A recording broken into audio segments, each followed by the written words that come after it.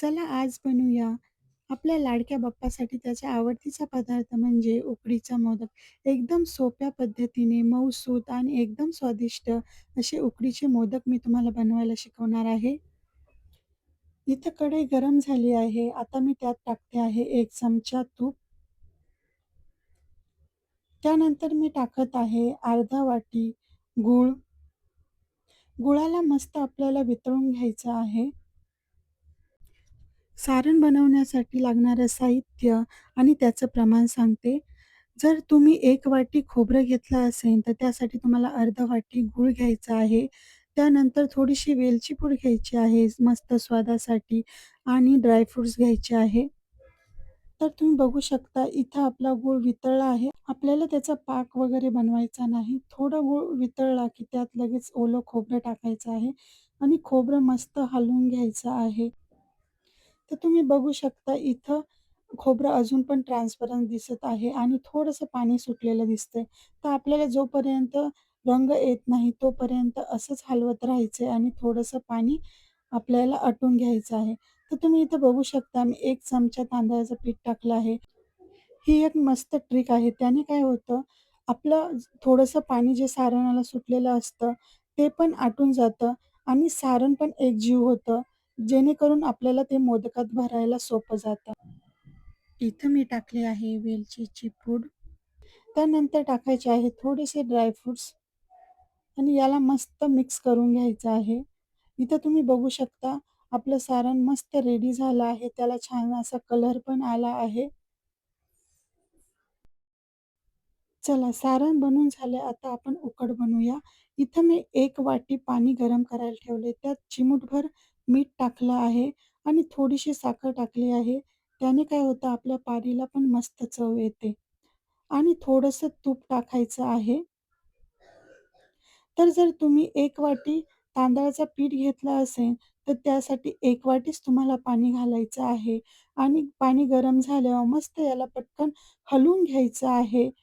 Mix झाल्यानंतर यावर आपल्याला एक प्लेट ठेवायची आहे आणि एक 3-4 मिनिटं आपल्याला झाकून ठेवायचं आहे. त्याला गार करायचं नाहीये. गरम असतानाच तुम्हाला एखादी वाटी घेऊन त्याला मस्त असं एकजीव करून घ्यायचं आहे. थोडं गरम असतं त्यामुळे वाटीने करायचं आहे. त्यानंतर हाताने मस्त पीठ एकजीव करत आपल्याला मस्त मळून घ्यायचं आहे.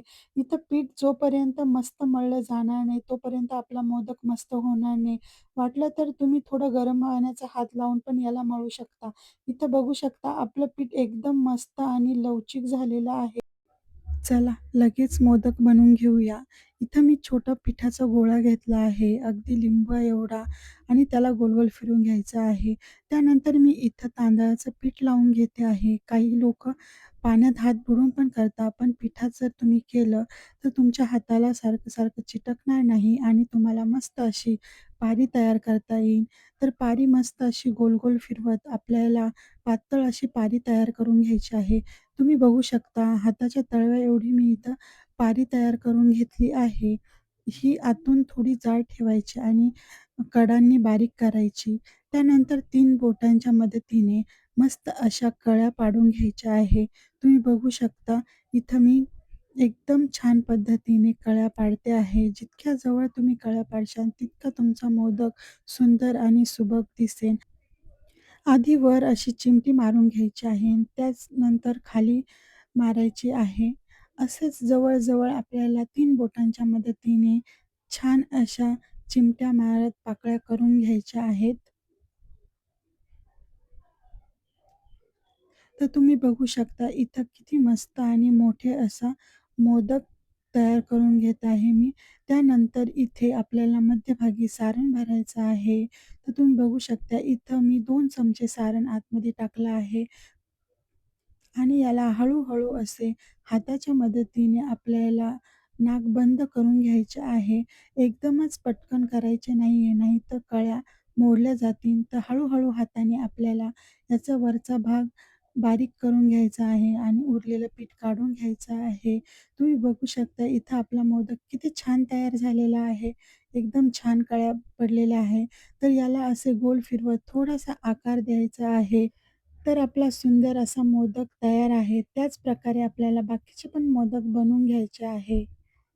एकदम सोप्या पद्धतीने मी तुम्हाला इथे मोदक बनवून दाखवले आहे आणि कळ्या कशा पाडायच्या आहे, ते पण सांगितलं आहे.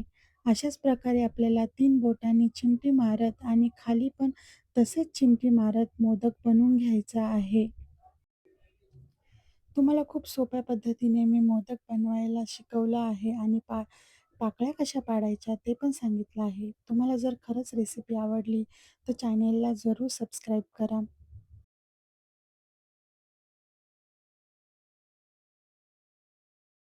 मोदक बनून झाल्यावर मी इथे मोदक चाळणीला तूप लावून त्यात ठेवले आहे. केळीचे पान किंवा हळदीचे पान असेल तर त्यावरही तुम्ही ठेवू शकता आणि त्यानंतर आपल्याला मोदक एक 7 ते 8 मिनिटासाठी मस्त असे वाफवून घ्यायचे आहेत.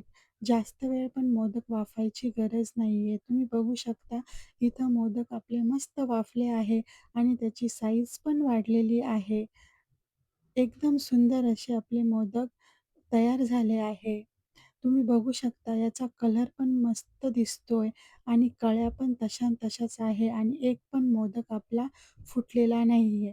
त्यावर मी हे मस्त असं तूप टाकून घेतलं आहे आणि इथं आपला बाप्पासाठी मस्त असा मोदक तयार झाला आहे.